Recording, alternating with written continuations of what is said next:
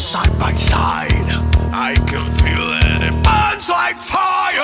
Worlds collide, an unstable landscape, side by side, but that's what this mandates. Be it might, and unlikely allegiance, we will fight because that's the best defense. No turning back, for such is our path. This day we find a glorious death. Glorious death.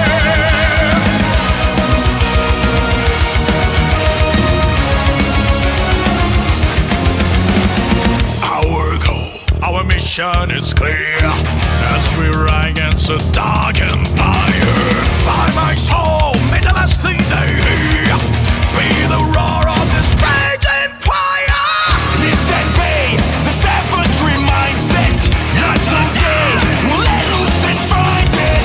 Brutal will define our reaction. Rip out the throat of each one imperfection. No turning back, for such is our path. This day we find a glorious day.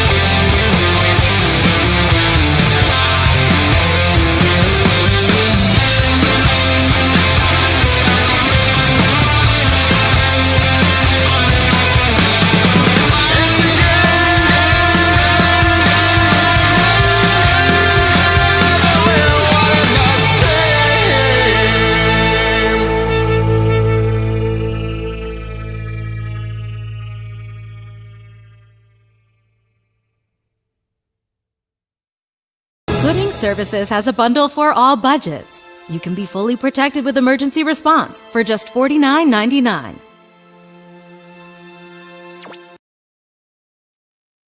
Okay, it's Braxcast time live once again. Already see Garfield and Mike's has bad knees in the chat. You guys are regular, so really happy to see you guys.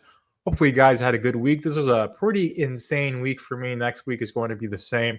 Week after that is going to be as well, but it's all good. I feel like every week I've been up here has been just like one thing after another, and I honestly love it. Although working 7 days a week, I'm busy all the time, but I'm really behind on reviews still. Hopefully, God willing, I'll get some progress on reviews.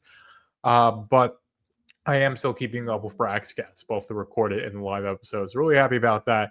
And the regular content schedules, Hump Day Potpourri in the Velvet Room. That's all still going on with mostly without a hitch.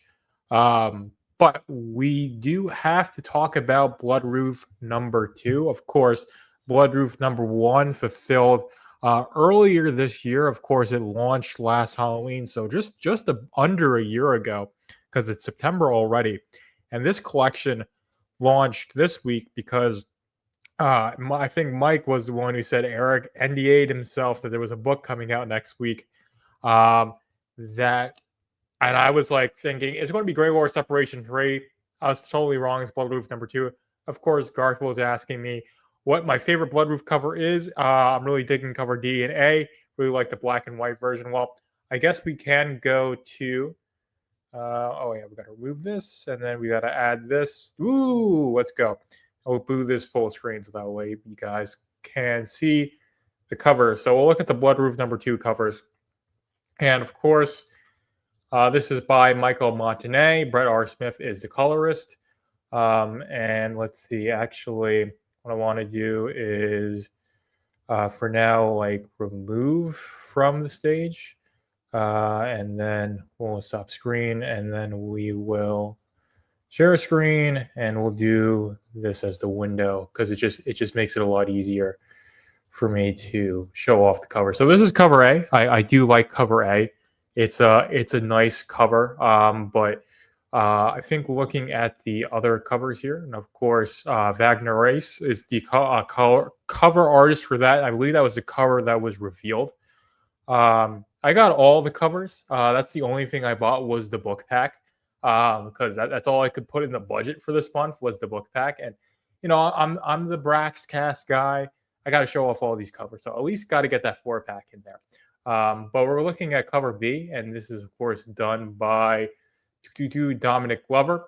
And then of course cover C is this foiled and embossed cover that Mike got, which honestly I don't think it's a bad choice at all. It looks a little bit too blocky in her face for me personally. I'm not saying it's bad. I do like the style of it, but it's like just a bit too blocky. And then of course cover D is this mass print cover, which is absolutely beautiful. Of course you see like the angels on this side, demons on this side, Bloodruth in the middle. You've got this nice juxtaposition.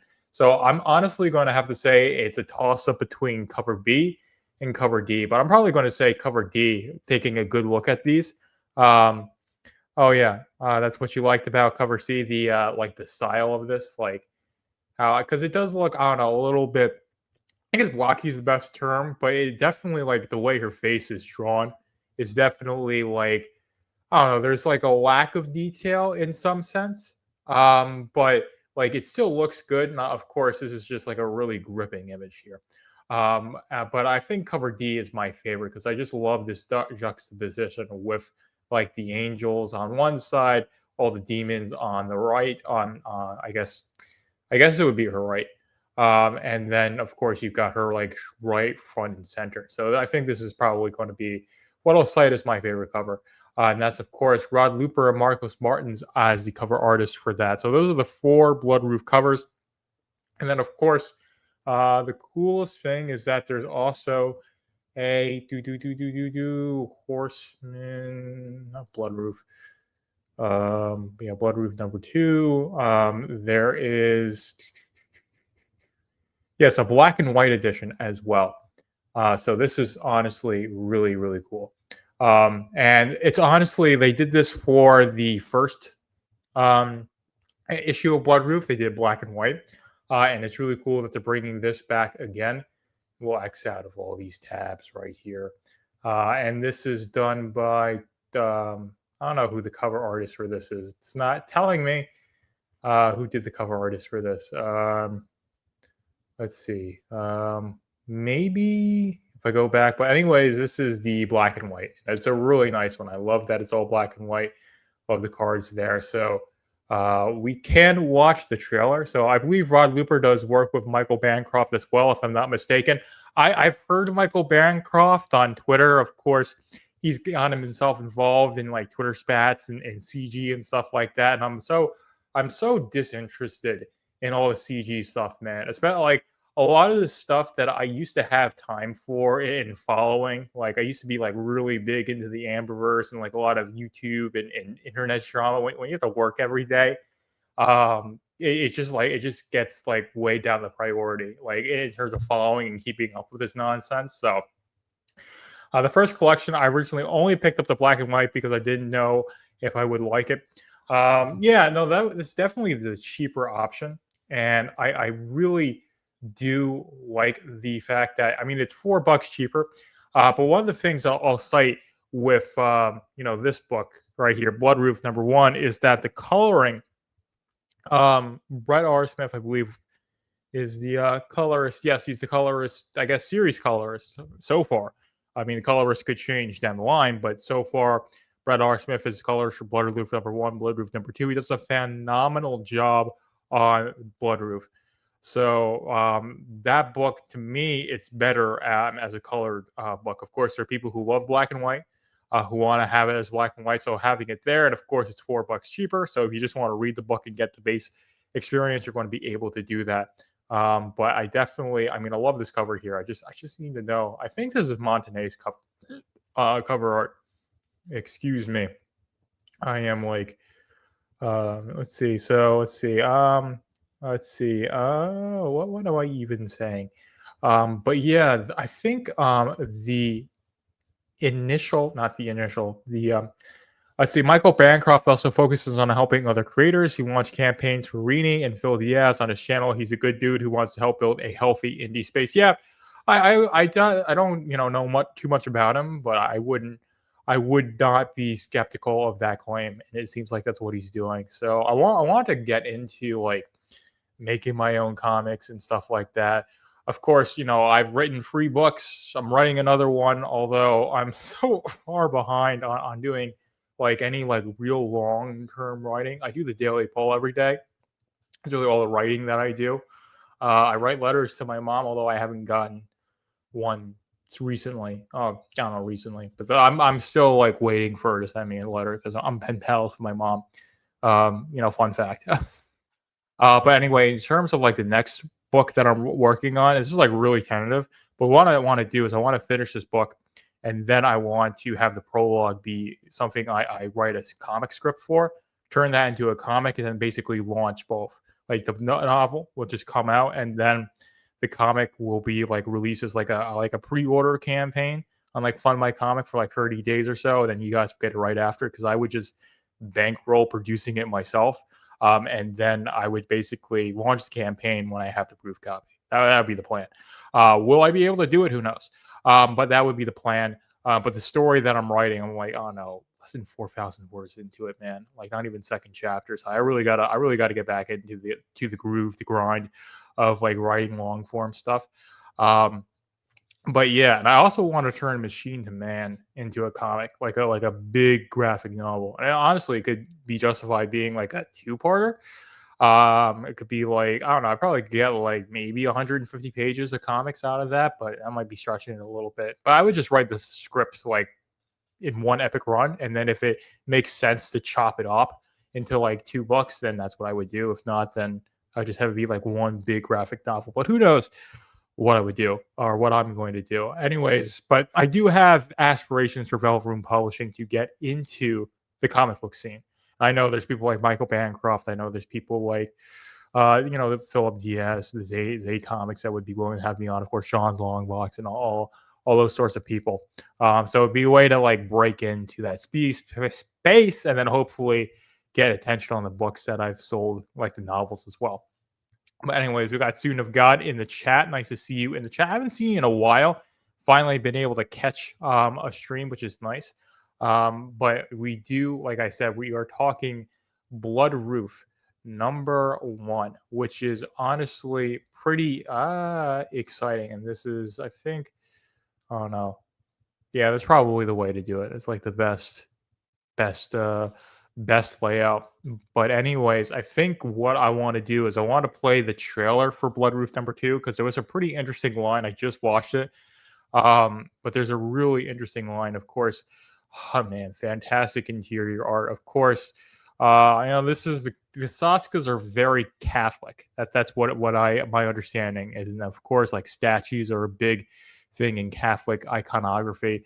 I do believe the Orthodox have statues as well. I've seen stuff like that in the parish I go to.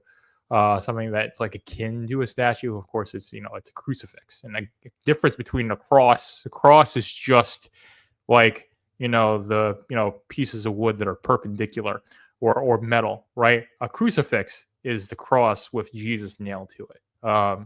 More but anyways, I always love these. And we'll open this image in new tab because I'm getting like so scatterbrained. But of course, you see her in a church. You of course have got the pews here. Of course, this is, like I said, a statue of Jesus.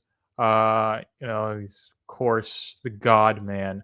That's Jesus. So Jesus existing in the Rippaverse, basically canonically, is going to be really interesting. Of course, alongside magic is going to be a bit weird because if you hear in the trailer, she's like, "I'm not going to let death separate me from my family." Well, there's only one person, guys, and Ram knows this. Nice to see you in the chat, Ram. And of course, Ram knows this. There's only one who conquered death, who made death stand at under his feet, and of course, that is Jesus Christ. That is what he did during the 3 days after he was crucified. He went into Hades, he plundered it, and through him, death has no power over us. That is the core message of the gospel. Man, I didn't expect to enjoy Bloodruth as much as I did. I'm looking forward to #2. Yeah, Bloodruth is a book I really enjoyed. And one of the reasons I enjoy Bloodruth is because it's my most viewed video, my review of Bloodruth #1. So I guess that might be a bit of personal bias. But I really liked Bloodruth. I think it was a really interesting story. I think there's a lot of cool things cooking. Now, of course, like horror and mixing that with like Christian themes, of course, some people can find that to be a bit sacrilegious, but I think it's done pretty well. And it's not something you're supposed to take any like hardcore like theology out of. Like if you want theology, I'd recommend getting catechized at an Orthodox church. Although some people might say become Protestants. Some Ram probably would say just pick up Catechism of the Catholic Church. So that's a bit of a tenuous statement to make. But anyways, if you want theology, Christian theology, you want to understand God, and you're reading Bloodruth to do that, I think it's a bit ill-informed. But if you want to be entertained by a good horror book that has these religious elements to it, then I think Bloodruth is going to be right up your alley. Of course, Bloodruth #1 is a really good start to the ongoing series of Bloodruth, and this second issue is going to build on that, and I've got no doubt it's going to build on it quite well. But anyways, I do want to, of course, I'm moving this here because I absolutely hate the way StreamYard works. Yet I've paid like a year to have the premium, so but it makes it easier because I don't have the freaking StreamYard like logo or anything like that. Let's see. We'll do Brave Tab. We'll do Bloodruth #2. Yes. And because of that, I can now go and play the trailer for you guys. I still think Rippa needs to add something else that is campaign exclusive, like a card. I don't inherently disagree with that. It's just that like doing that for every single collection gets a bit tedious to do that. So I can understand that, but at the same time, with how quick, how much stuff they're releasing, it just doesn't make sense to do that for every single thing. But yeah, it would be nice to have like a special like Bloodruth card for this campaign, especially for people who don't want, like if you're all like, let's say you're a hardcore Bloodruth fan, but you don't care for any of the other Rippaverse stuff, to have her Dokumon card like be released as like a exclusive to the Bloodruth collections, let's say, would be a really cool thing for them to do. And I think that's something they ought to do like have it be like a $10 add-on if you buy the book, because you've had that idea to ship it with the comic. And I think if it's like, hey, give us an extra $10 when you buy your Bloodruth comic and we'll ship you the Bloodruth card, it'll be this like special edition. I think that'd be a cool thing. But anyways, without further ado, we are going to watch this Bloodruth trailer, and I'm going to give my commentary on it. I am the last Bloodruth left standing. Tragedy at the hands of an impossible nemesis tore my family apart. I lost all of them. But I won't let a small obstacle like death stand in the way of me trying to save them. I know such magic is forbidden. I know there will be consequences. But I have to try. Charity Bloodruth knows the most powerful of blood magics. She and my grandfather Jebediah have been forced to live a reclusive life due to my grandparents bending the rules themselves. They will understand that I would never abandon my brothers or my mother. Mother and Abel are beyond my reach. But I must save Casey, no matter what the cost, before it's too late. It's time for a little family reunion.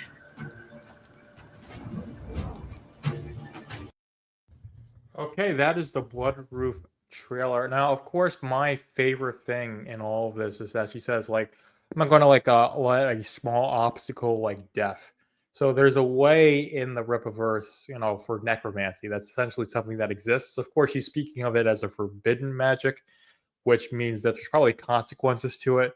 And there's probably things that, like, if you revive somebody from the dead, like there's strings attached. Like, it's not like they're just like back alive and like nothing ever happened. And I think that's the impression that we kind of got with Bloodruth #1 with Michael Crowley. And of course, this is like 7 months old when this book has been fulfilled. So if you guys haven't read Bloodruth #1 and you're watching this stream and want to spoil it, Michael Crowley is like a 18th or 19th century magician, to my knowledge, and he can't leave the castle. Like, that's the thing, is that he's able to come back to life, but he can't leave the castle. So there's strings attached with him being, you know, on Earth. He can't leave Bloodruth Manor, to my knowledge. That's like the end of the book. So it could be something like that where they can only be in a certain place. They're only there for a certain amount of time. They only are like, they might be like in some sort of like zombified state. Who knows? But I'm sure we'll figure out what happens when Bloodruth goes to meet her grandparents. Now, her grandparents, I guess, being estranged is a really interesting thing. Of course, her father's basically become this like reclusive mute, basically. That's what happens in Bloodruth #1, and she, you know, basically breaks out, goes to Flores Park or the outskirts of Flores Park, and gets Bloodruth Manor for herself. Because Gooden wasn't able to go in there and clear it out, but Bloodruth was able to, and then she gets the castle basically as payment for doing so, which was a pretty funny way to foil Michael and Lillian. So I really am excited to see what they do in response to Bloodruth, but it seems like I'm not sure if they're going to concern themselves too much with Bloodruth, because they've got other plans, other things are scheming, and there might just be some scenes that like just tease more of what they're doing that isn't in relation to Bloodruth, or just dealing with the fallout of that. And I think that's going to be the more interesting thing. It's not going to be like this fight where Michael and Lillian try to like take the pain to Bloodruth, because that's not going to be worth it to them. And like I've said so many times before when I've talked about those two characters, is that they like to work through other people. So I don't know, maybe they'll recruit a fallen angel if they know one, which, again, possibility that they do, and have that fallen angel try and bring the smackdown to Bloodruth. That would be an interesting thing if that happened. That's just me pulling something out of my butt. I'm sure, you know, the Saskas know this if they're watching. Doubt they are. They did retweet that, which is nice. I do appreciate that. But anyways, that is, I would say, what really stands out to me when watching that trailer is the fact that she's going to be seeing her grandparents, and then along with the fact that she is basically able to perform necromancy. But there are consequences for her performing necromancy. So I can't imagine like it being something that is going to A, happen all the time, and B, be something that she can just do consequence free. But we got Zay Comics in the chat. Really nice to see you guys. Of course, there's the Man with No Strings number 0 that's fulfilling in November. Really excited to get my hands on that one. Hopefully, you guys have backed that one. I believe it's like $15. And then, of course, you got to pay shipping for it. So, pretty good deal, I would say. Definitely like what Phil and Brandon, if I remember your names correctly, I like what you guys do. Psycho Slumber, Magic Cop, Lost Pages, all really good stuff. So really cool that Zay Comics is in the chat, and really cool that they keep doing what they do. But we do, like I said, are talking about Bloodruth number 2, and we're not talking about Zay Comics. Of course, this has sold just under 2,000 books, and it launched really late on Wednesday because it was supposed to launch like in the morning. It was more towards like the evening when it launched, maybe like early afternoon, depending on your time zone. But they missed the mark on when they launched that, on when they were supposed to launch that by a couple of hours, but it got out there, and at $65,000, 1,900 books sold. So this is a number 2. Of course, I think the Bloodruth number 1 collection made, I don't know, somewhere in the neighborhood, excuse me. Let's see. And we will just stop the screen, share screen, and then we'll do window.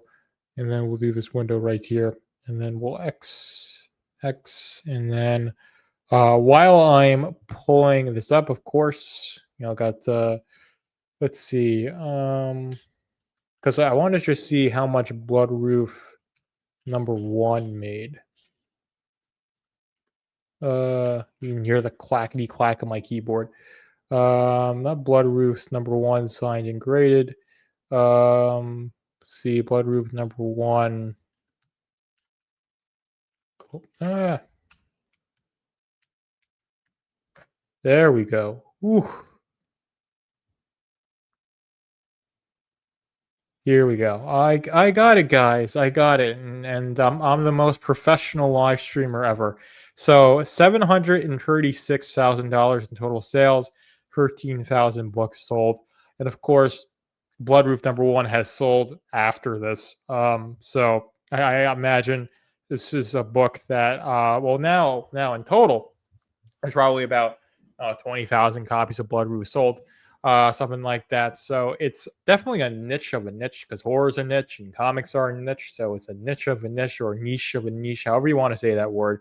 But the fact that Bloodruth is probably well on its way to having made over $1 million between its 2 books so far is pretty impressive, I would say. Now, of course, is that like as impressive as some people say it has to be in order for the Rippaverse to be around? Well, of course not, but I don't think it's indicative of failure as other people would say. But anyways, the Bloodruth number 1 collection did have a pretty strong launch, just a little bit under Horseman. And now, of course, it does seem like within the first week of Bloodruth being out, it's going to hit that 6-figure mark. And of course, the thing is that with Bloodruth number 2's base price being $19 for that cover D, compared to $25 for that, it's going to skew the numbers a little bit differently, even if it does sell like an equivalent amount of books. And of course, number 1s are always like what collectors like to get into, to speculate on, whereas number 2s, you don't necessarily have that.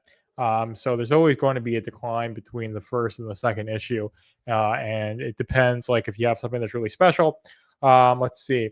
They've all said that Bloodruth is the top-selling post-collection book. Oh, yeah, no, that's pretty impressive, Mike.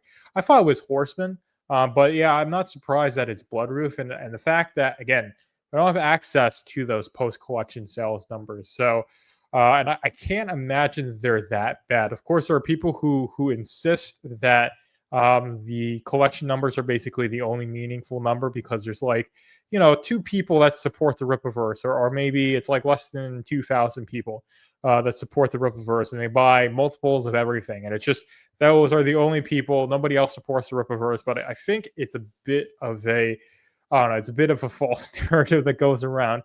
I don't think the Rippaverse is like completely in the gutter, nor do I think it's something that can't continually break out into a larger audience. Of course, Isom got so much attention when it first launched. That was real lightning in a bottle, and it kind of has contracted a bit with having like that much grip over the culture, but it still has a pretty dedicated reader base. And of course, there's a really dedicated base of people that are dedicated to hating on the Rippaverse. Like everything that the Rippaverse puts out, they just have to have some sort of negative spin on it, which is the really funny thing. And honestly, that's part of what you need to keep anything in entertainment alive. Is you have to have people that just rail on it. Now, of course, if it's legitimately something to rail on, like what Marvel and DC have been doing, what Hollywood has been doing with all their nonsense, then it's kind of like driving the nail in the coffin. But if you're making something that can actually stand on its own, that's actually decent work,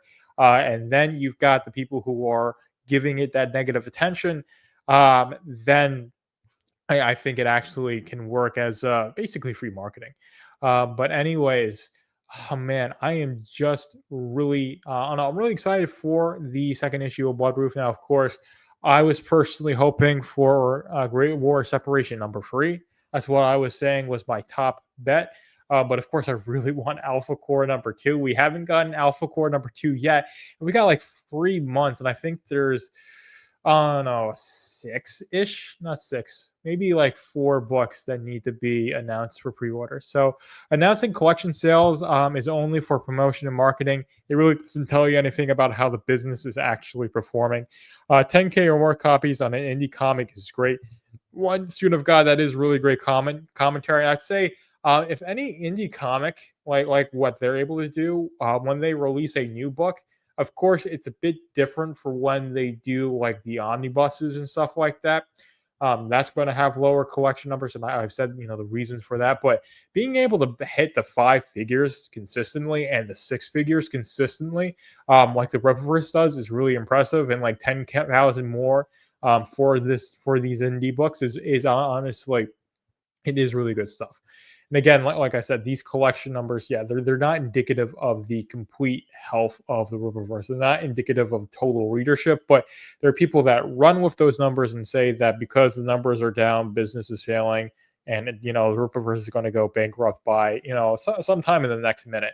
I'm hoping Eric tells us the numbers for total books sold in 2025 or total income. Yes, what I would really love, and I'll put I'll put this full screen. So you guys see right,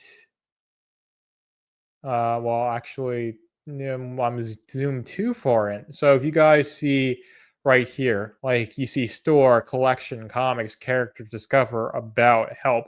I would love for us like to have somewhere maybe in discover, or like one of these tabs here have its own tab here, to have like, here's the total sales, and then it basically just shows the sales numbers for every single book in every single month. So of course it would start with license number 1, July of 22, and then it would just go continuing on till the present day, and we get the numbers every month. Like Comic-Con, I think Comic-Con still does sales numbers, although they're not really that accurate, especially since they don't have like diamond numbers. Really, those numbers are a bit like just estimates. They're guesstimates basically.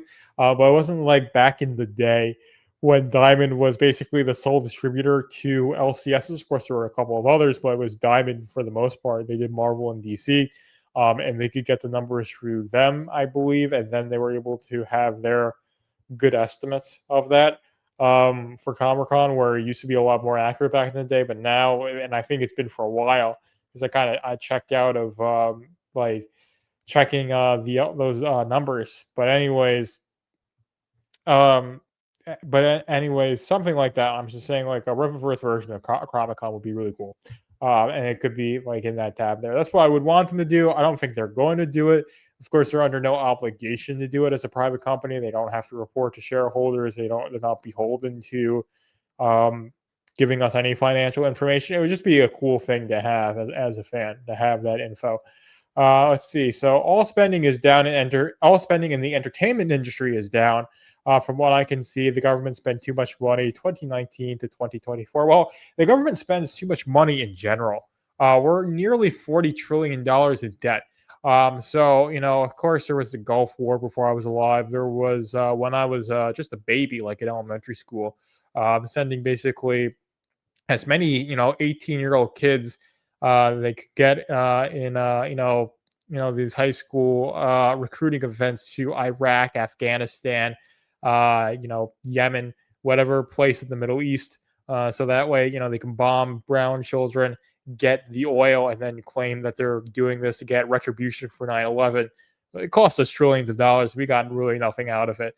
And then, of course, you have all of that going on for decades, and then in 2020, with COVID and the all the money that we spent on, like, the government basically throwing money, the PPP, the student loan deferment, the stimulus package, the vaccine program, where the government was just buying vaccines en masse and testing kits and all this stuff, basically, where like Pfizer and all these big pharmaceutical companies were just being ran off of COVID money for probably about, I don't know, 2 years or so. It really jacked up the debt. Now, of course, we're dealing with the fallout of that now with all this massive inflation that we've had to deal with. And part of that is people have the cost of living crisis to deal with. I've talked about this ad nauseum. And of course, when you barely can pay your rent, you're not going to be focused on spending on entertainment. So entertainment in general is down. Of course, I think Las Vegas, in terms of like the tourist numbers, have like absolutely tanked. Spend too much money from 1913 to 2025. 1913 is when the Fed was founded, so I wholeheartedly agree with that. And I was, of course, going on, I don't know, some sort of political rant. I feel bad about that, and I think you guys might have checked out on me, which is okay. But anyways, it's I wholeheartedly agree. There are structural issues with the economy as well. There's plenty of people who I imagine would like to get into the Rippaverse or video games or whatever it is in entertainment, but they just don't have the disposable income for it. And I barely do, man. I'm not sure if I'm going too much longer. But hopefully things look up for me. God willing. And I'm not like destitute or anything, and by the grace of God, I'm not. So like I'll be able to, but it's just like I gotta be smart with like buying comics. Like I'd love to get like all these graded copies and stuff like that. I just don't have the money for it.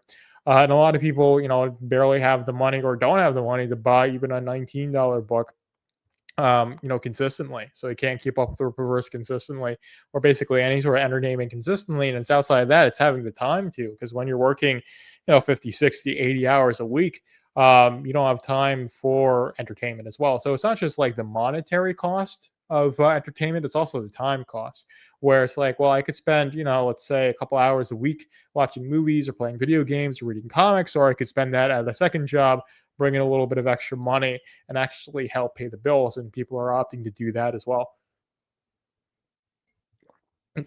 Excuse me. Let's see. Speaking of which, I wonder what your thoughts on the collapse of the Byzantine Empire are. Well, just kidding. Stay on topic. I will stay on topic. But yeah, I mean, there's not like one. I mean, of course, like people say fall Constantinople in 1453, but it was a series of events. It was mostly starting in the 8th century when Islam became really prominent. But anyways, we should stay on topic, because I could legitimately talk about why the Byzantines, or I guess the Eastern Roman Empire, fell for a couple of but again, I think I'd be living up to the meme of constantly talking about the Roman Empire. And I think as much as Garfield will love me to go on some like really long rant about the Byzantines, want to talk about, like I said, Bloodruth, but have hit all the big points. And of course, I do absolutely love all these covers. Of course, we got the poster here. So this is a really basic collection. So we're not getting any new cards. We're not getting like a cool, I think a Bloodruth concept art book would be really cool. Like I'd love to see like the art of Michael Montané. That would have been something that would have been nice to have launched. But it should be launched with Bloodruth at some point. So when Bloodruth number 3 comes out, then I think you guys ought to add that. But I think it's something they probably could do now, because he's done what at this point.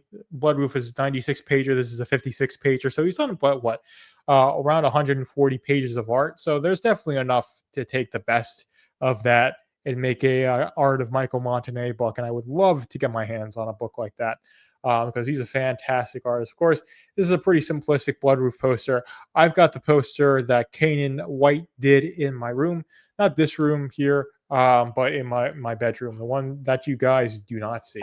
And I don't think guys ever need to. I don't think anybody's going to be in my bedroom but me, which I don't know. That's the nice thing because I don't know. I like sleeping by my. I always have basically as an adult. As an adult, I've never really shared a bed with anybody. I'm not sure if I ever am going to. But like as a loner, it's like it's just nice to have like my own space. But does get a little bit lonesome. But I don't know. I don't know. Maybe I'm meant to be a hermit. Or maybe I'm meant to stay on topic. But anyways, like I said, really basic collection here with the poster. And of course, I think I will show the full screen layout again. And then we'll show a Bloodruth shirt. And I got a bunch of Bloodruth shirts as well. The shirts are always a bit pricey. Like this is a $32 shirt. But the shirts that let's see, find a girl and make some baby. This is what Soon of God is telling me. I mean, I don't know. Maybe that'll work out for me. Who knows? I don't know. Get back to me next episode of Braxcast Live. And I might give. I won't give you an update because that's my personal life. But yeah, I mean, maybe. But who knows? Don't think. I don't know. I think there's you got to be like a special type of person to be interested in me, and I just don't think I've met. I don't think I've met that person yet. I'm not sure if I ever will. Let's see. I think in terms of art, I would place Kanan White, Will Conrad, Michael Montané as the top three. Hit the gym and the books. I do well. The books I could hit more, and I could be more intense in my workout sessions. But I honestly think yes, we need to outbreed the liberals. Yes, I honestly agree with that. I don't think I contribute like I think like regardless of what I do, it's not going to affect too much because I think it's really easy to outbreed the liberals. When I mean a lot of them aren't even in like relationships that can actually result in childbearing. Because if you're part of like a gay throuple or a lesbian polycule or whatever they're doing these days, there's no man and woman coming together to have children in those households, if you can even call them households. But anyway, it's a bit off topic. But honestly, for me, the biggest thing with finding love is a self-confidence thing. I have internalized to myself that I'm ugly, worthless, and unlovable. It's not a really attractive thing to mope around all the time and be like, oh, I hate myself. Oh, I'm the worst, and all that stuff. And that's basically how I meandered through my high school days and the time I was in college, just talking about how awful I was and like, oh, I just wanted it, for all the wrong reasons. Like I just wanted to get my rocks off. And now, honestly, a part of me still does, but I've gotten a lot more control, by the grace of God, over the lust and like that passion where it's like, well, if I want to have a relationship, I want to be loving and intimate and all that stuff. And it's not, like, what you get by just like, I don't know, gooning out all the time. But anyway, it says you need swagger. Yes. I don't know. I'm kind of hitting my stride. Like I'm on my own here. I'm doing things. I feel like like I'm home, right? Because when I was in New York, the last I don't know year, 6 months or so, I was in New York. I was constantly having this thought, like I want to go home. I want to go home. I haven't really thought that up here in New Hampshire. Yeah, let's see. Stick to the church and find a woman there. Yeah, it's just that a lot of the women, I'd say most of the women that I go to the parish I go to are already married. But yeah, I think if I do get married, it's going to be someone I met through the religious community. But anyways, I don't want to talk about that aspect of my personal life because there might be something that happens, but I kind of want to keep that close to my chest, and I don't want to talk about like any possible lady friends I might have or might not have. But if I do, guys, but guys, you guys don't want me to get into a because if I get married and I have kids, then I'm like I can spend less time. I spend less time talking about reading and reviewing comic books. Then it's be like, well, I have to be a father. I have to grow up, guys. Let's embarrass Jones. Yes, you guys are going to embarrass me a whole bunch. But anyways, I wanted to again, if I get into a relationship, guys, I have to actually do the relationship stuff, right? You need to go to church, tell the pastor you need a girl. Is I don't know. I'm not ready to do that yet at the parish that I go to because I'm not even a catechumen yet. And honestly, the thing with living a life of parishioner is that you're doing that to serve Christ first and foremost. You're not doing that to get anything, worldly out of it. Of course, marriage is great. Marriage is fantastic. It's a sacrament of the church. It's not something that's bad at all, but it's not the way I want to conduct myself. Of course, but who knows? Anyways, I don't know. Maybe I'll do the thing that I didn't think I was going to do next week, or I've been really really wrestling with. But anyways, maybe I'll give you an update next week. I'll be like a little teaser on stuff that I've been doing on the in my effort to try and outbreed the levels. But anyways, man, I am really really hyped for Bloodruth number 2, and of course, Definitive Isom Volume number 1, and let's see, Horseman number 2 are closing out today, so we can actually go to those as well. It's like shoot your shot. Honestly, I just might shoot my shot, but I don't know. It's so hard to work up to doing that, and it's so hard when you meet somebody and you think they can only think of you as a friend, to like try and take that next step. And of course, being the man, like you have to be the one to do that as the man. Like you can't just like sit and twiddle your thumbs and hope that like the girl is going to do that. You gotta like grow a pair and ask her out and actually tell how your feelings are. Confess your feelings. And that is something that puts you in a really big state of vulnerability. That's why a lot of guys don't do it. I mean, a lot of guys don't even get to the stage of like, befriending one. It's like, we're just, you don't even approach women. I'm 27 and like, I missed the cutoff by a couple of years of the guys where like most of them haven't even talked to a woman. I'm a little bit better than that. I've had conversations with women. You tell the pastor, he tells you the gossip old ladies, that he tells the gossip old ladies, and boom. I'm not sure if it would work like that. Yeah, no, you have to get used to. Yeah, you have to get used to being rejected as well. That's the hardest part. So, I mean, I've really only been rejected, although I haven't really asked too many people out. But I don't know. I'm not like the guy that wants to go to like the mall and find random girls and be like, "Hey, want to go out with me?" But yeah, I mean that is a strategy. And again, if you do that, let's say I don't know, for every 100 girls, you just cold approach on the street, at gas stations, at the mall, the store, whatever. Like 90 to 95 are going to say no. 5 are going to giggle and give you a fake number, or 4 are going to giggle and give you a fake number, or just say, "Hey, I have a boyfriend," or something like that, and then 1 will actually be interested in you.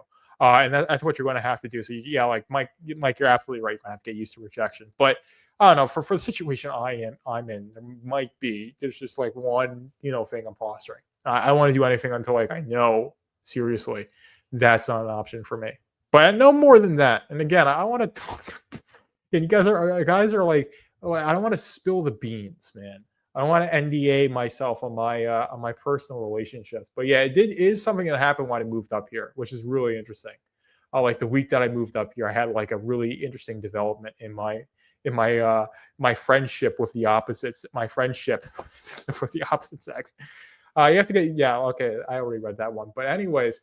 Yeah, so I want it all being like like 700 bones. I think getting $5 the graded editions, the shirt and the poster. But anyways, like I said, this is a really basic collection, and I'm wholeheartedly in support of this. It means quicker turnaround times, decent chance we get Bloodruth by the end of this year, like actually fulfilled, because it's going to be closing on October, which is pretty cool, and then it's going to be fulfilling, I imagine, pretty soon after that. And hopefully, yeah, there we go. I messed around with my tab the window that I was using to display. Um, I was using to display. But anyways, I want to talk about Horseman number 2, and then we want to talk about the definitive Isom Volume 1, because this is closing in about 4 hours. And of course, this will have made it's going to make about $150,000, which honestly is really, really good for a number 2. Going to be 4,000 books sold, probably over the course of its lifetime, hit a decent amount. But this is a book that I imagine is going to get a lot of play when the definitive Horseman releases, and I imagine that'll be after issue 3 or 4 of the Horseman when we start to get a definitive Horseman, and that's when you'll see I don't know. I imagine you'll see a pretty decent I don't know, not bump in sales of the individual, but of the content for this book will probably do well in the collected editions, I would imagine, as a long-term evergreen product. But let's see, what happens, the worst thing that can happen. I saw a hot girl one time, so I walked up to her, asked for a number. Now she's my wife. Well, good for you, student of God. Good for you. But yeah, I mean, the worst thing that happens is that, you just get told, no, I'm not interested. And that's the worst thing. But then, I could be 50 years from now and just keep my feelings to myself and be like, oh, should I have said that thing or should I have confessed my feelings when I was 27? And then I would have had a loving wife and children. I kind of am in the boat with you, student of God. I don't want to be in that situation. And that's where, thinking about it, praying about it, it's the conclusion that I'm starting to come to, is that letting these feelings that I have just be sequestered away, I don't think it's going to do me any good. But at the same time, it's well, I don't know, maybe there are things more important than that.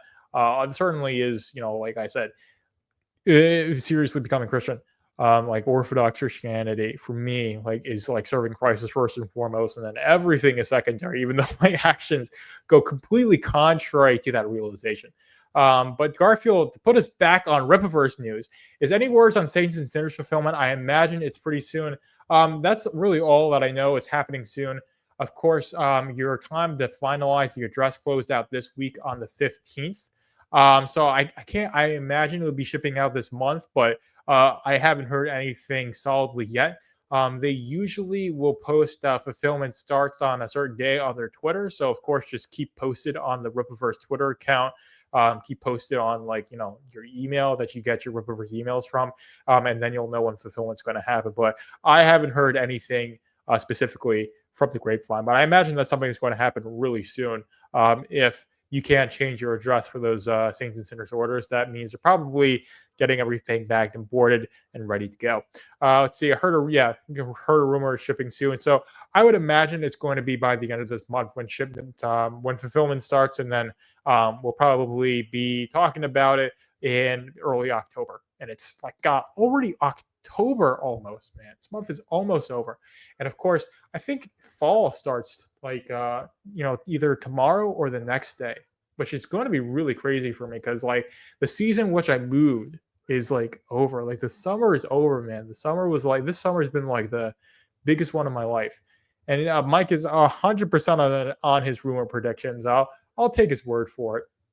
But anyways, we also, like I said, have the definitive Isom closing in the next 4 hours. And like I said, this is one that sold substantially less than new books, but it makes sense because people, let's see, fulfillment starts. Of course, we got Scorpio in the chat. I haven't seen yet. Fulfillment starts September 23rd for Saints and Sinners, which honestly makes sense. But let's see if we got people liking my tweet. If I can find Rippaverse Comics. Let's see. So, of course, we've got a Rippaverse matchup. Isom versus Horseman. This is honestly a cool thing. Superhuman strength and endurance, lack of gadget proficiency, no formal martial arts training, melee and range weapons proficiency, elite military CQC training, no acceptabilities. This honestly might be a cool one to have as a live stream topic. But let's see, 4,000 books sold. Here we go. Saints and Sinners fulfillment, September 23rd. Absolutely fantastic. Of course, the 23rd is a Tuesday, which is a bit odd. But like I said, this is definitely going to be fulfilling at that time. So we will be getting it soon. So I'll probably put this on the docket to review in October. I've got a bunch of books I need to review in September. I haven't even gotten started on them. So you guys can bully me over that.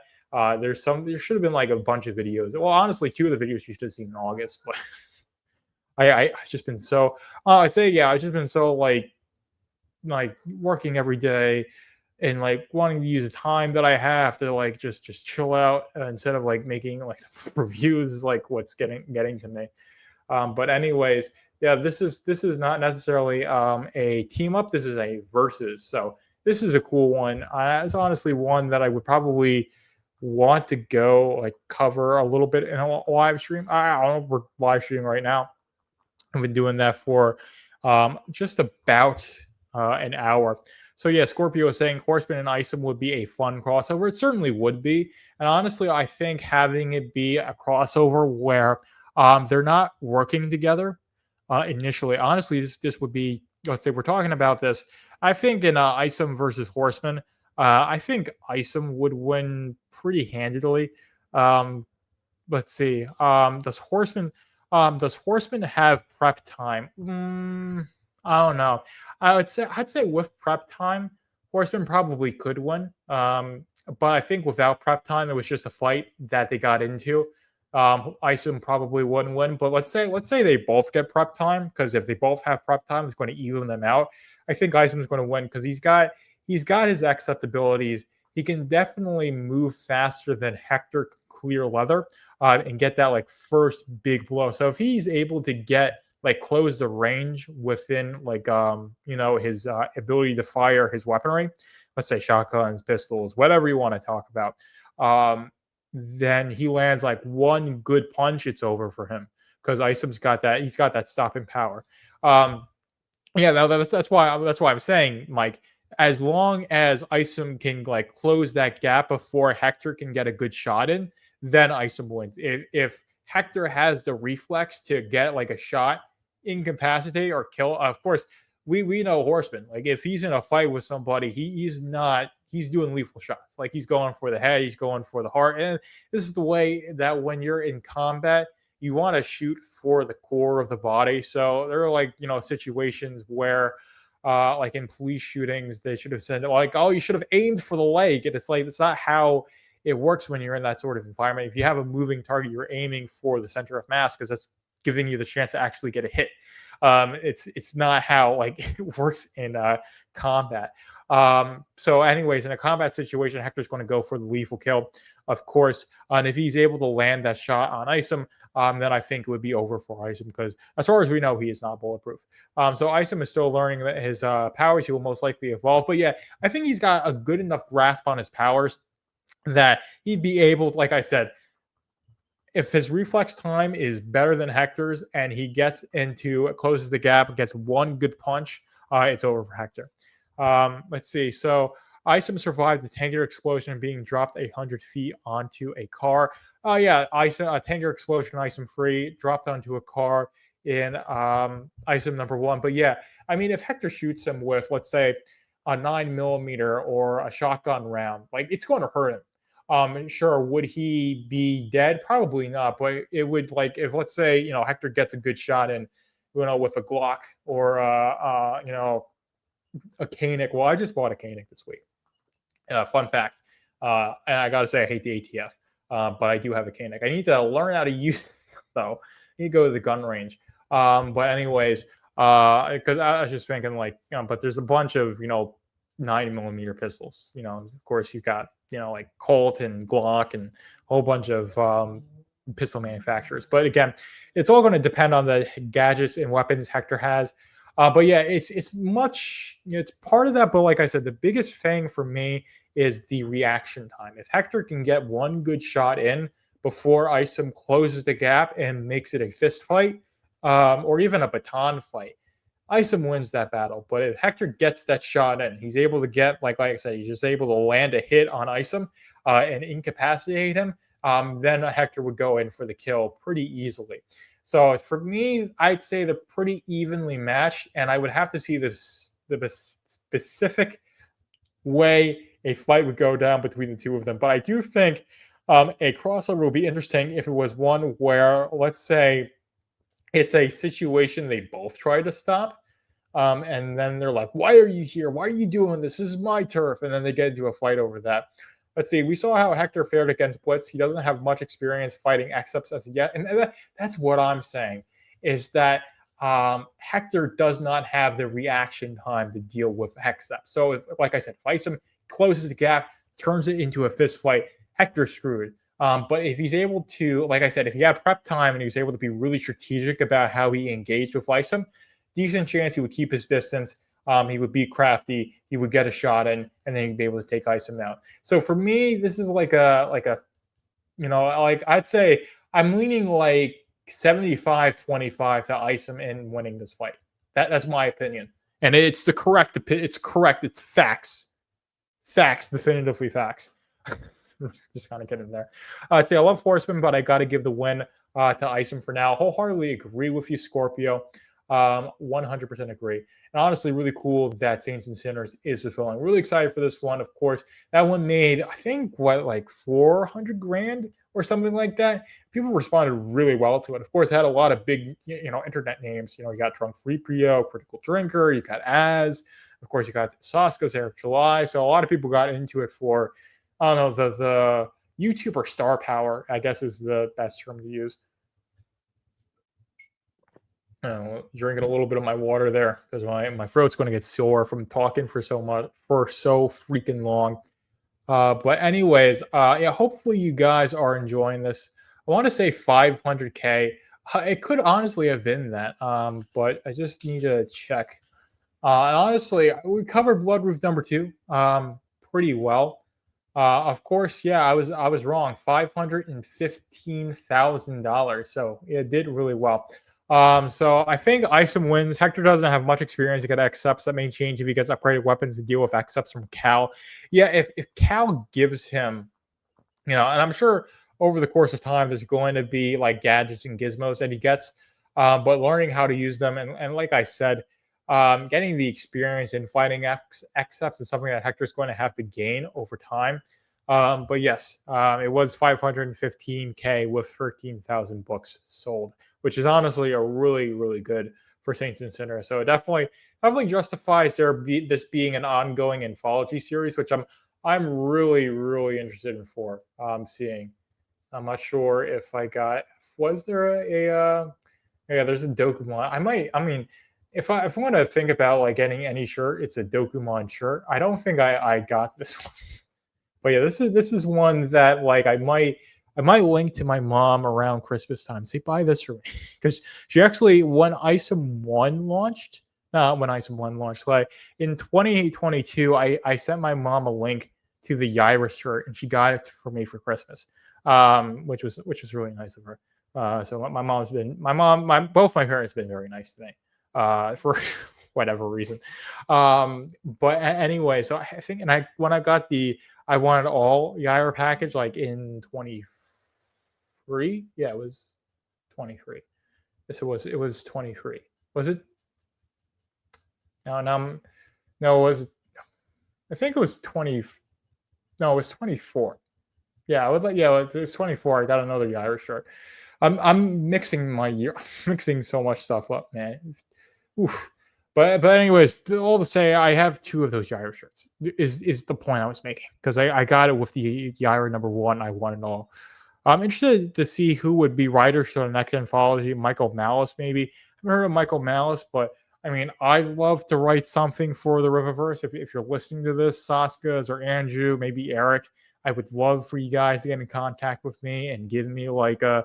I would love to do Braxwell. I'm not sure if I could do Braxwell justice. But anyways, I just like give me like, I don't know, if you give me something for like, Rippaverse, I could think of something I could do like a 15-pager pretty easily. I probably could do one with Braxwell. If I read Alpha Core 2 and I had like insight into the story of Alpha Core, where Chuck wants to take it, then I could probably write something that fits in pretty well with it. But I guess then I would lose my status of being just a fan. But anyways, I'd love to write something for the Rippaverse. But that's neither here nor there. But yeah, it would be interesting to see. I mean, it'd be cool to get Mike Miller on as a writer because he said he doesn't want to do anything. Because it's like, oh, if I was in my 20s, if Mike Miller was like around my age and they came up to him, he'd be like, yes, but the guy's like, I don't know, it's like pushing 60 or something like that. Nothing against him. I just think he's not at that like season of his life where he wants to be committed to doing something like that. Other people like Chuck Dixon definitely feels like he can. Mike Barron's doing stuff like that. Let's see, Braxwell, and he only has one line of dialogue. It would be the cool thing with doing a Braxwell story is you could have it be a really visual story, and he has very few lines. But the people around him would have lines. They're like telling him where to go, reacting to him, like X-Ups getting like their daylights beaten out of them, and just like ranting and raving. And Braxwell is just being visor chat, not saying jack. You could do so many cool things with Braxwell. But I definitely need a Braxwell. More focus on Braxwell, man, because he's the best character. That's it. And again, that's facts. That's definitive facts. And if you don't like that, you guys can unsubscribe. I'm standing by that. Saying like if you're like, oh, I like Horseman, he's my favorite character. I like Yaira, she's my favorite character. Wrong. It's Braxwell. Unsubscribe, guys, if you think anything other than Mark Miller. I said Mike Miller. I meant Mark Miller. I meant Mark Miller. I probably misspoke. But yeah, I meant Mark Miller. And I reviewed Yaira. I do like Yaira as a character. I like all the Rippaverse characters. I don't think there's a single Rippaverse character I dislike. Even Michael. Oh, I don't know. Yeah, I can't think of any character I dislike. Let's see. All like now you make sense. What do you? Now I make sense. Oh, he's saying now that it makes sense. Well, I was talking about Mark Miller, not Mike Miller. Yeah, I was just misspeaking. I meant Mark Miller. Well, in my opinion, she sucks. Unlikable, but she has a fan base. Definitely does. I mean, I like Yaira as a character. But I don't know. Let's see. Braxwell easily handled Blitz power scaling wise. Horseman, Braxwell, Yaira, Zalen. Yeah, that's pretty fair. Of course. Yeah. I mean, I'm gonna say Zalen is probably the most powerful character of the Rippaverse. Like I said, I think a Zalen. Let's see, Mark. Yes, if it was Mark Miller, or it's Millar, so I say like Millar, but I think it's supposed to just be Miller, because I think he's Scottish. I mean, especially like the Irish, like their language makes no sense, and a lot of that has stuck into the names of English, of their names. So like Saoirse is an Irish name, like the way they spell Owen is ridiculous. Of course, the Irish, the British, they're one thing. Oh, I mean, at least they're not Canadians. The Canadians. Although some Canadians are pretty decent people.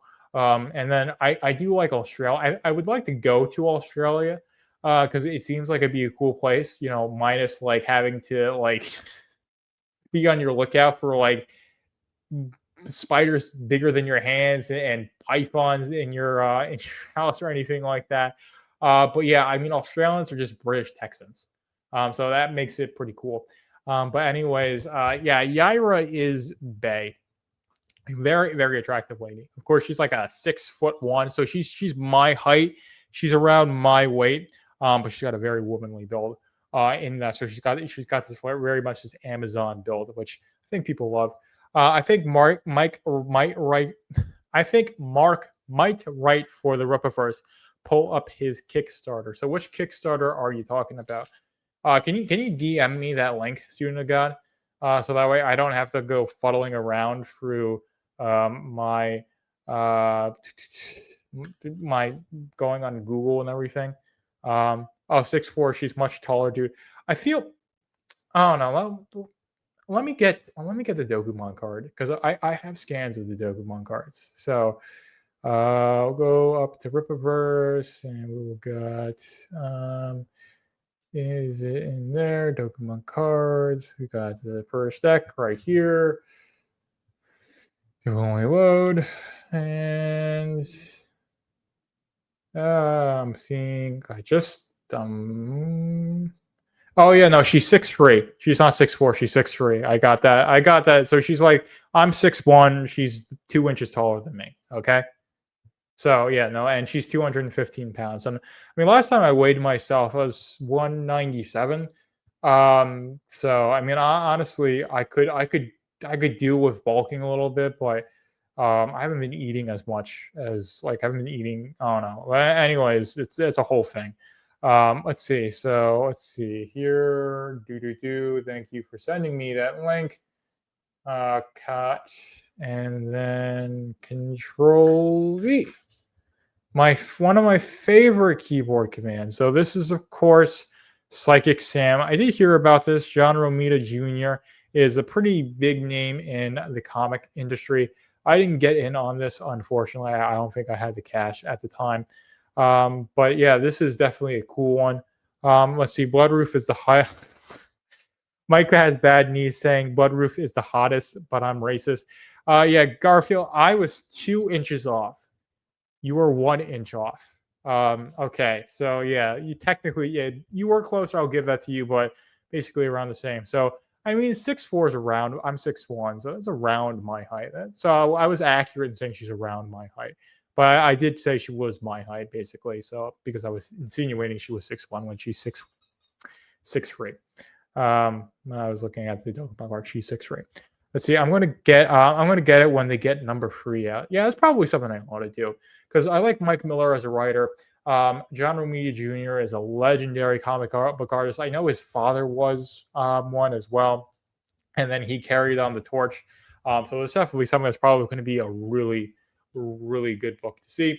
So he definitely is not like any stranger to the indie scene. So it's certainly something he could do, and I think they could convince. I think he could be convinced to do a short story for the reverse because it's a low commitment thing to do like 1 15-pager rather than writing a whole bunch of books, especially like doing even a limited series, like because there's going to be like 250, it could be 200 300 pages of writing you have to do, which is a decently large size commitment, but doing a short story.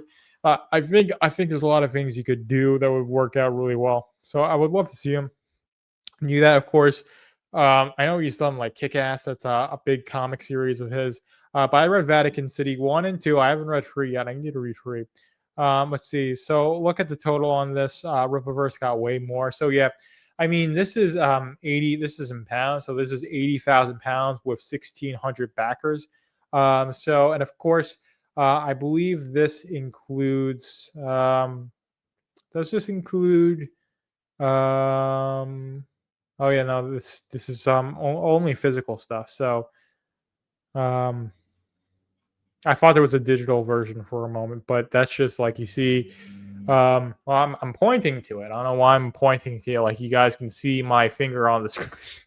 But yeah, that's the trading card. What I thought was a digital, but this is just the book in and of itself. Let's see. So the mainstream don't convert to crowdfunding that well. This is something I wanted to write, and I honestly ought to write a like a little like an article on this. It's been a while since I've written an article, but this is one on the comic book industry, and you are spot on with this.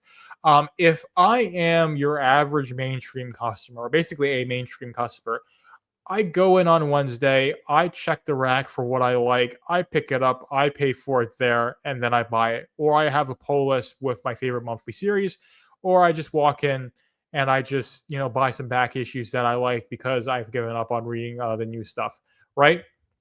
After Free comes out, this is going to end up in comic stores. Definitely might go and pick it up in a comic store then, because my local comic book shop, Doubletree, no, it's Double Midnight Comics in Manchester. That's my local comic book shop, and I don't know. A lot of I live in like the most like liberal area of New Hampshire because it's the most urban area of New Hampshire. Is because it's the largest city. So like I will occasionally see I will occasionally see some tankies or commie like people, but most people are just not like that at all, which is nice. But anyways, I still got love in my heart. hopefully at least a little bit for them, because they still are people like me. But anyways, it's where a lot of comic book people are pretty left leaning, and definitely a bit like out there culturally, which is okay. It's not the worst thing in the world, and it's a nice shop, and I like. I need to get Battle Beast #5, but I need to review all the other books I've been doing. Really, no reason to even buy it now. It will be cheaper. Honestly, I can't buy it now because the campaign is closed. So let's see. You're not the only one who thinks that. Personally, Mark is my favorite comic book writer, and his controversial take is that Mike Miller's. I said Mike again. Mark Miller's stories. God, Garstein. Yeah. So.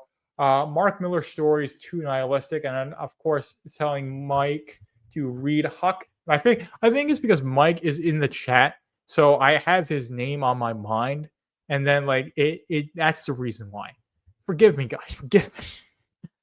But yeah, I'll definitely. This is one I'll check out when it hits the LCS, for sure. But yeah, I got to keep a note. Number 3, Phenomenova numbers 1 for free. I backed that, so I will be reviewing that. And people talk a lot about Phenomenova. I think I'm 27. I think Von Coleman is young. How old is Von Coleman? Is he younger than me? I'm 27. I think that guy's like 24. So I mean, he's around my age, but like I'm like a bit older than him. I believe so. So he's a really young guy. And of course, like I'm still a pretty, I'm still a young person, but like I'm beginning to get to that point where like I'm aging out of being like a really young person. Yeah, he's 24 or 25, can't remember, but yeah, no, I'm 27, so like I'm very solidly, like, I would say, in my late 20s.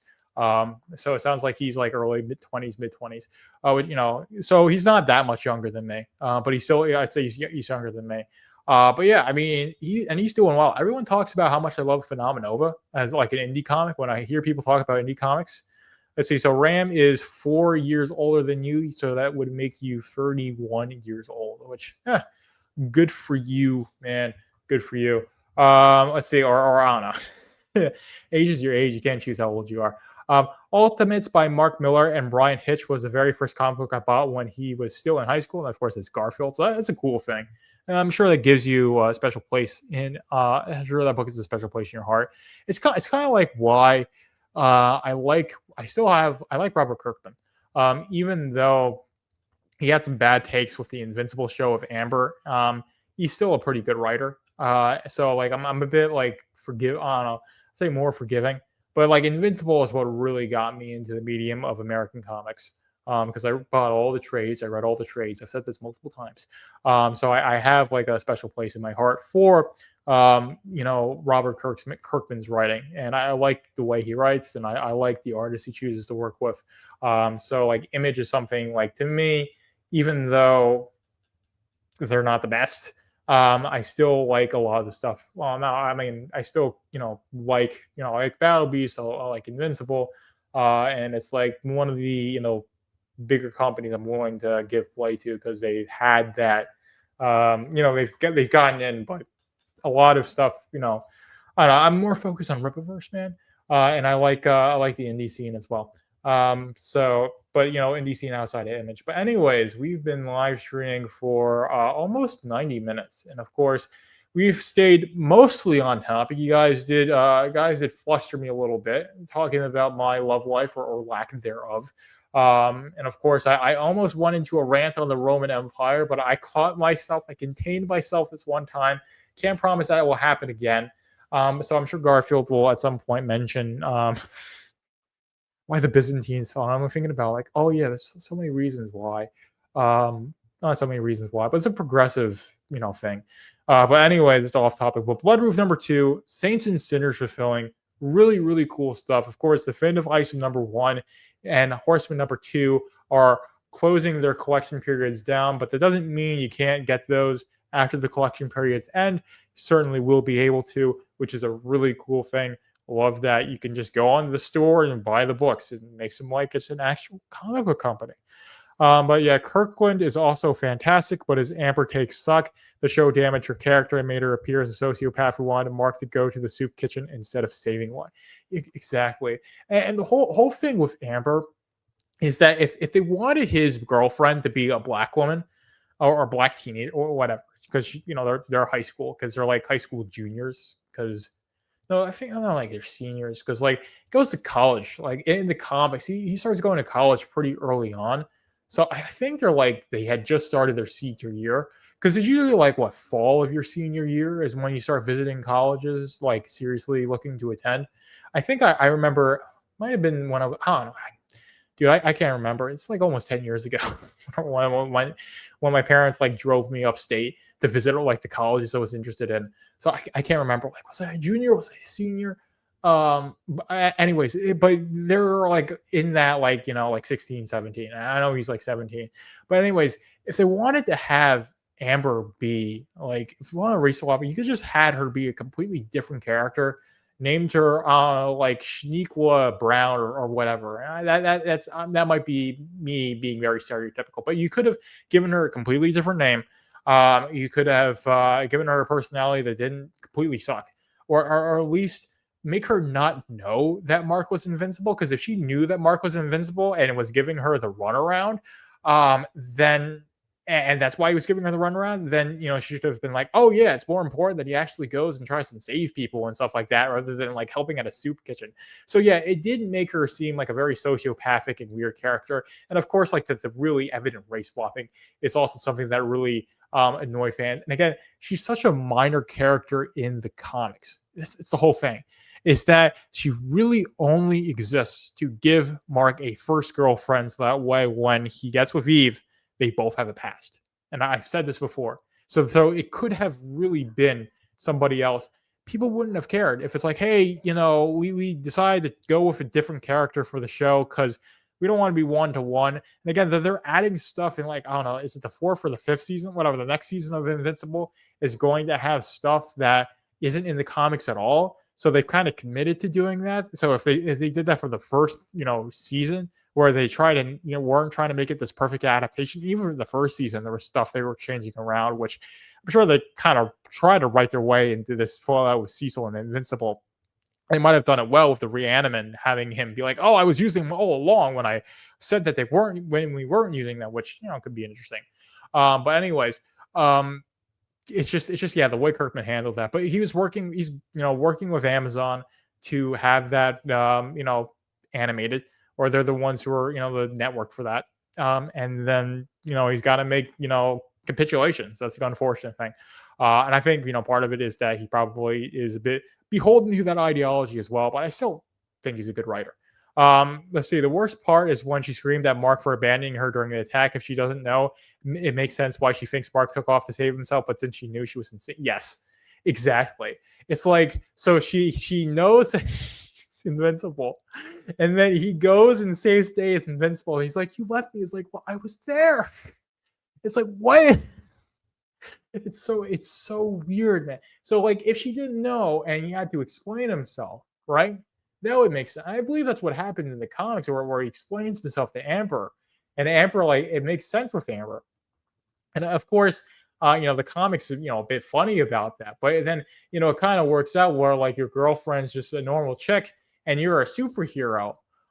It just doesn't make any sense. Which is why when he gets with Eve, it makes sense. And of course, like the lowest point for Eve and her character is when she's in Africa, and then and Amber come and visit her, and she's like, hey, Mark's like, "Hey, can I come over?" And he brings his girlfriend, and she's so disappointed because she wanted that, man. But she does get it eventually, man. And also, man, I think one of the funniest scenes in Invincible, I'm gonna probably end with this, is when he loses his powers, and then they come back wild dead.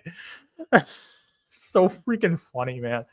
Oh man, but that's part of that is like it really humanizes and it makes it like feel very lived in with Invincible, where it feels like this is stuff you wouldn't typically read in other superhero comics, but it's present in Invincible. And then of course, I think the show did this pretty well with like talking with like animation.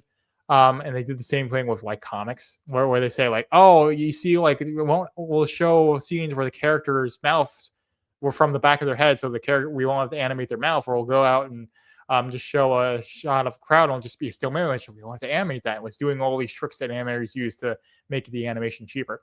But anyways, I think you guys have had enough of me. I've been live streaming for about 90 minutes now. Again, thank you guys so much for tuning in to Braxcast Live. Got a lot of stuff to talk about on the next episode of the Braxcast. So that's going to be number 80, I think. But yes, definitely, Garfield, you take care as well. So tune in Saturday, probably in the morning, or whenever I do it. Yes, a student of God telling me to find a girl, find a woman. I did figure out that women don't have penises. I did my research. I hit the books that much. I figured that out, so I know what I'm looking for. Right? That's step one. But anyways, I think I'm going a bit delirious, guys. So I'm going to end it here. Guys, have a fantastic night, even better weekend, and Joker is out.